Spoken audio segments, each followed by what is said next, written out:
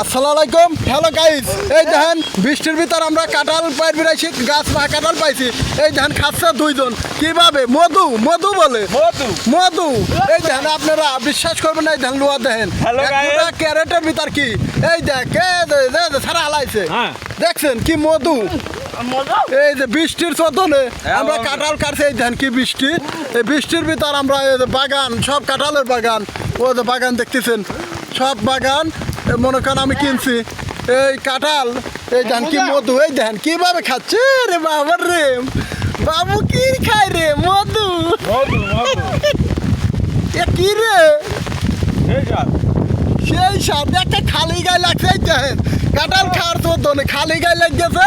এই দেখেন এই দেখেন খালি লুয়া লুয়া কি রে, এই দেখেন কি ঝড় সাবটারা মানতেছে না। দেখছেন দেখছেন খাওয়ার কি লক্ষণ। ও